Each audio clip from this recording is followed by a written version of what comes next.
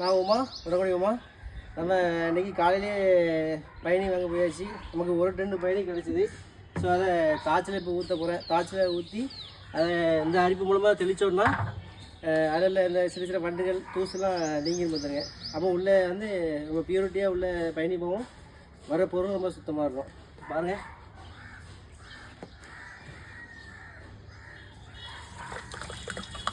இன்றைக்கி வந்து நமக்கு பயணி ஒரு டென்னு கிடச்சனால நான் இதை கல்கண்டுக்கு ஊற்றி வைக்கிறேன். ஸோ நாளைக்கு வந்து கருப்பட்டிக்கு பயணி ஊற்றுவேன்.